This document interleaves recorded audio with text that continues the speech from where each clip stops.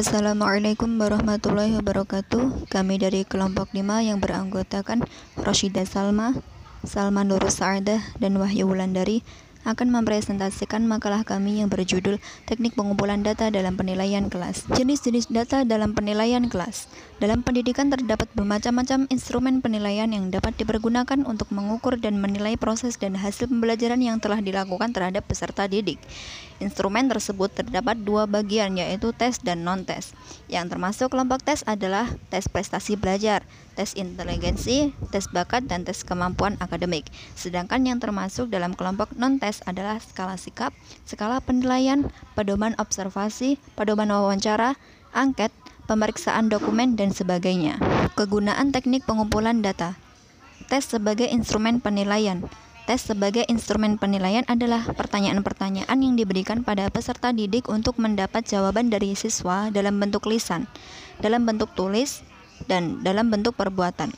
Sedangkan instrumen non-tes sangat penting dalam mengevaluasi peserta didik pada ranah afektif dan psikomotor.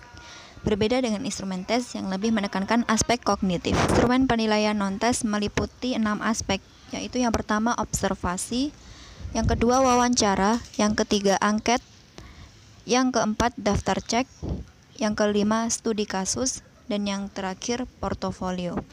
Instrumen penilaian meliputi 3 teknik. Yang pertama, teknik pengumpulan data penilaian sikap, meliputi ruang lingkup, metode atau teknik, bentuk instrumen, dan perolehan data.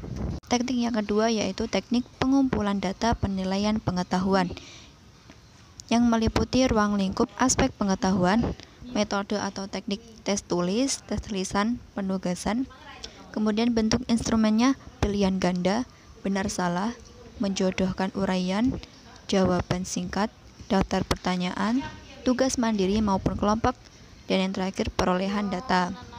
Teknik yang ketiga yaitu teknik pengumpulan data penilaian keterampilan, meliputi ruang lingkup aspek keterampilan, kemudian metode atau tekniknya untuk kerja dan proyek, bentuk instrumennya checklist, skala penilaian, daftar cek proyek, kemudian perolehan datanya, skor yang diperoleh dari pengamatan yang dilakukan terhadap penampilan peserta didik dari suatu kompetensi.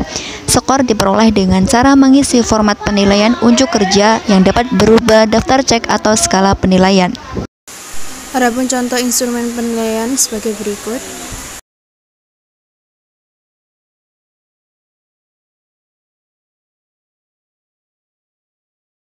Sekian presentasi dari kami. Bila ada salah kata, mohon dimaafkan. Wassalamualaikum warahmatullahi wabarakatuh.